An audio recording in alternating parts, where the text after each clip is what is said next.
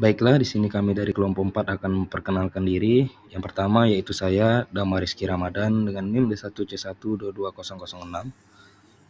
Perkenalkan, nama saya Egy Gustaman dengan NIM D1C122020. Perkenalkan, nama saya Nur Faidah dengan NIM D1C122024. Halo guys, perkenalkan nama saya Rahmawati dengan NIM D1C122054. Dan saya Muhammad Diki Cahyadi dengan NIM D1C122055. Oke, baiklah. Kita langsung saja masuk pada materi pertama, yaitu teh.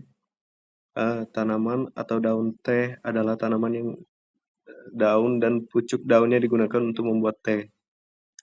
Bagi konsumen teh, komoditas ini dianggap mempunyai keunggulan komparatif karena memiliki beberapa kelebihan, di antaranya cita rasa dan aroma yang khas, dan memberikan kesegaran setelah meminumnya.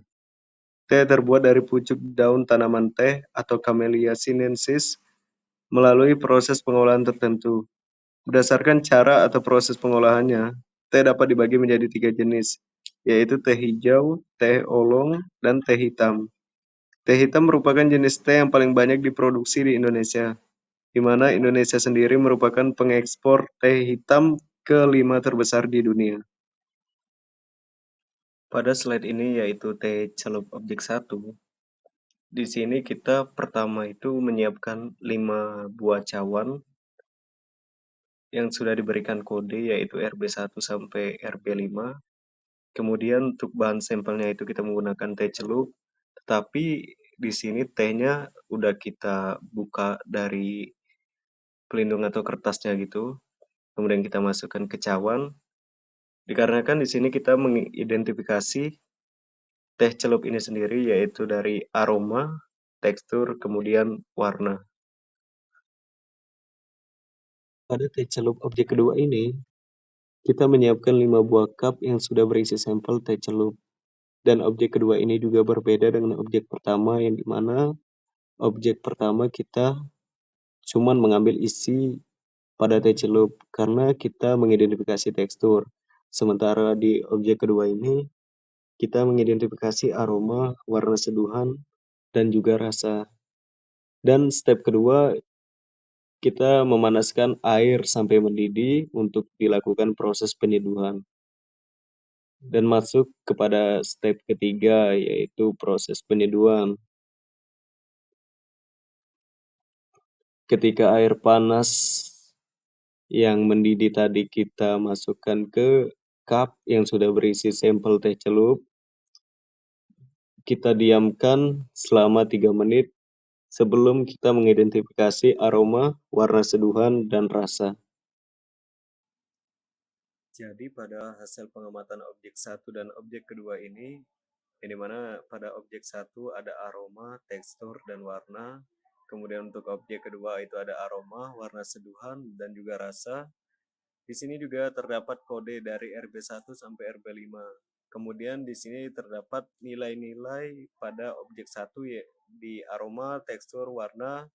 Kemudian untuk objek kedua di situ juga ada nilai aroma, warna seduhan, dan juga rasa. Jadi di sini terdapat nilai didapatkan dari jumlah rata-rata mahasiswa yang telah melakukan penilaian uji secara sensorik, yang dimana mahasiswa telah mengisi tabel pengamatan sensorik yang telah disediakan sebelum praktikum dimulai. Untuk jumlah mahasiswa yang mengisi atau melakukan uji secara sensorik ini yaitu 20 orang mahasiswa. Setelah uji sensorik dilakukan, kita menghitung rata-rata skor penilaian dari setiap parameter. Parameter itu tekstur, warna, dan aroma. Kemudian kita bandingkan hasil dari merek yang berbeda dan lakukan diskusi mengenai kualitas sensorik yang dihasilkan oleh masing-masing merek teh. Kesimpulan pada praktikum kali ini yang bisa saya ambil tentang identifikasi produk bahan penyegar atau teh celup, yaitu aroma teh kering dan aroma teh seduh memang berbeda. Kemudian aroma teh kering biasanya lebih intens dan khas. Itu tergantung jenis dan teh atau proses pengeringan dan penyimpanan.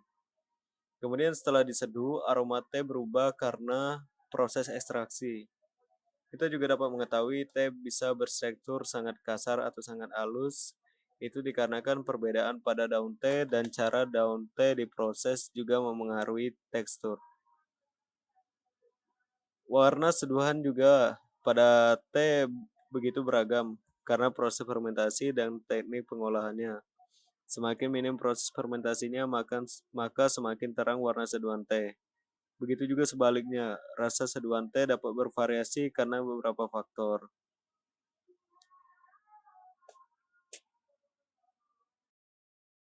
Baik, untuk selanjutnya yaitu penjelasan tentang kakao, yang dimana kakao atau bisa juga disebut dengan Theobroma kakao yang merupakan salah satu komoditi hasil perkebunan Indonesia yang dapat diolah menjadi produk kakao dan coklat yang mengandung antioksidan alami. Biji kakao mengandung senyawa polifenol yang berperan sebagai antioksidan. Polifenol golongan flavonoid, terutama katein dan epikatein, adalah komponen utama dalam biji kakao.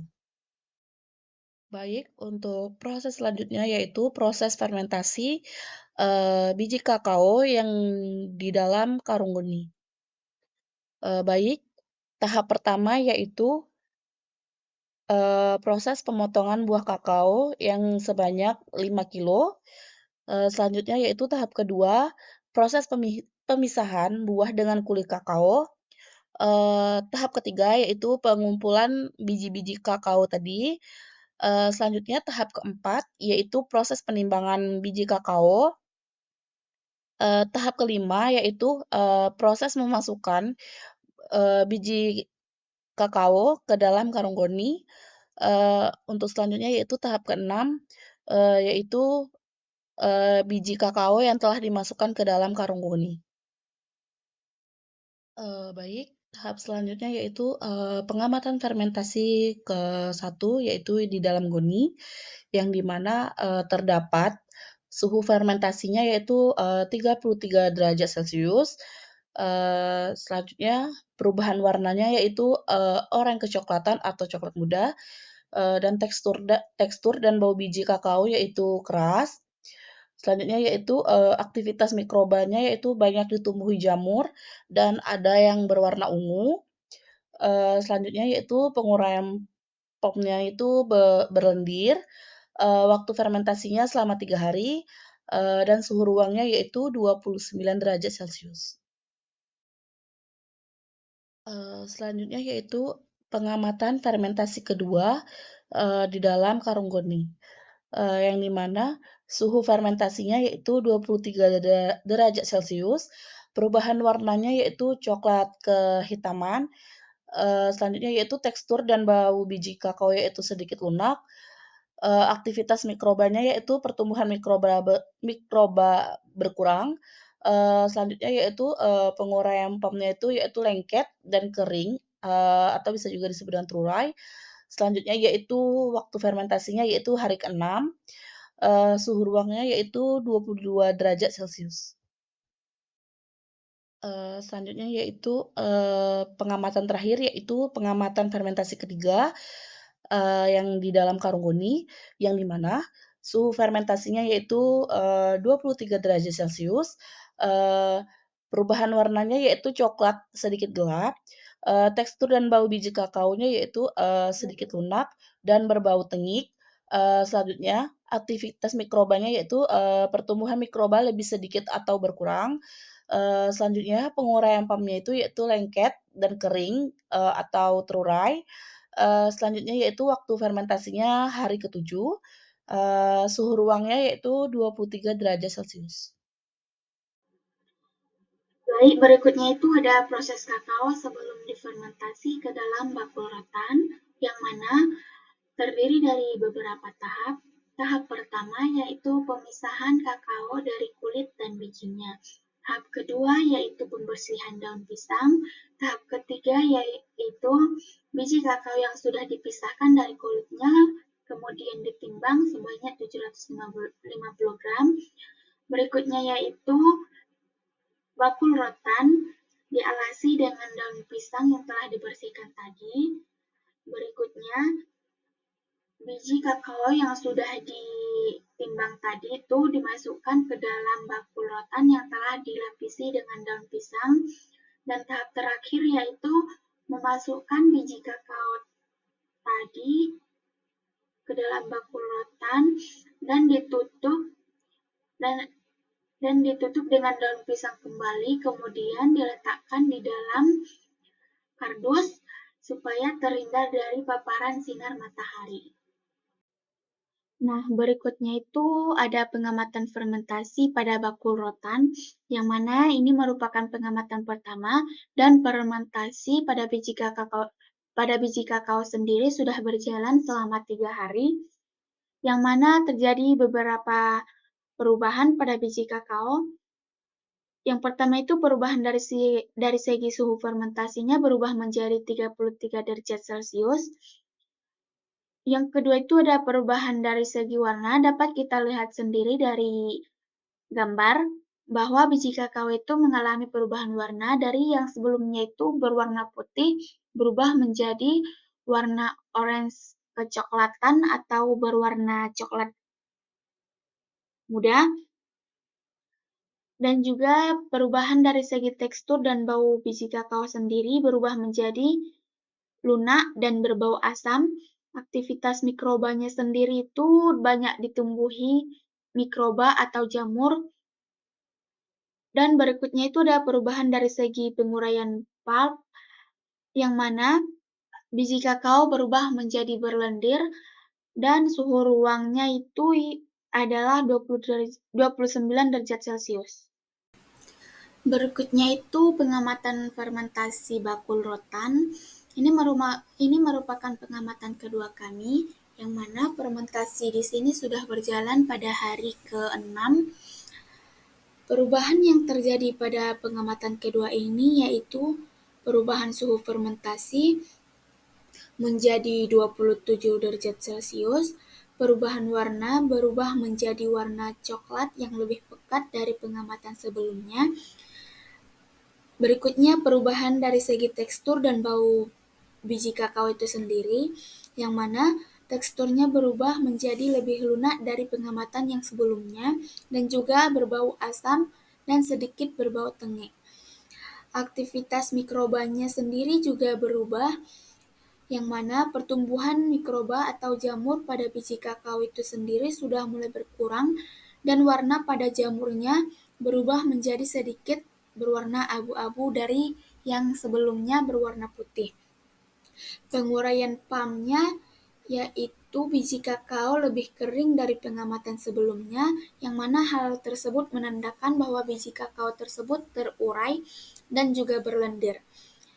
Suhu fermentasinya yaitu 22 derajat Celcius. Berikutnya yaitu pengamatan fermentasi pada bakul rotan.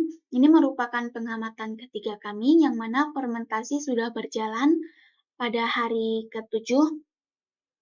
Dan perubahan yang terjadi itu diantaranya suhu fermentasinya berubah menjadi 26 derajat Celcius. Berikutnya yaitu perubahan warna, yang mana perubahan warnanya sendiri dapat kita lihat pada gambar. Warnanya itu berubah menjadi lebih pekat dari pengamatan yang sebelumnya.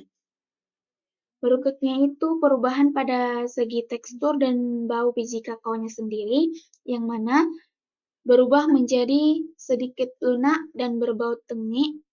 Aktivitas mikrobanya juga berubah, yang mana pertumbuhan mikroba menjadi lebih berkurang dari pengamatan yang sebelumnya. Dan juga dari segi penguraian pulpnya itu masih berlendir, dan suhu ruang pada waktu itu yaitu 23 derajat Celcius. Oke, baiklah. Ini adalah proses pencucian kakao menggunakan air keran atau air mengalir. Oke. Daily My Vlog edisi 5. Halo guys, jadi hari ini kami lagi proses Pengeringan biji kakao. pengeringan, yaitu dengan Metode Matahari. metode matahari. Betul. Guys, ini yang biji kakao di dalam bakul. fermentasi bakul ya. Kemudian yang ini ada biji kakao fermentasi dalam karung goni. Sekarang Ini lagi kami proses. cut, jadi dipisah bagi dua gitu guys. Ini lagi proses meratakan. Ya. Sambil jaga ayam nih. Jaga-jaga terhadap ayam. Baiklah, untuk foto kali ini adalah dokumentasi proses penjemuran menggunakan matahari, yang dimana pada bagian kiri itu adalah kakao yang difermentasi menggunakan bakul rotan, dan yang di sebelah kanan itu adalah kakao yang difermentasi menggunakan karung goni. Dan untuk proses penjemuran kakao hari kedua, yang dimana untuk sebelah kiri itu adalah kakao yang difermentasi menggunakan karung goni, dan yang di sebelah kanan itu adalah kakao yang difermentasi menggunakan bakul rotan. Selanjutnya, proses penjemuran kakao hari ketiga ini yang pada bagian atas itu adalah kakao yang difermentasi di dalam karung goni, dan untuk yang bagian bawah itu adalah kakao yang difermentasi di dalam bakul rotan. Selanjutnya, proses penjemuran kakao hari keempat menggunakan matahari juga.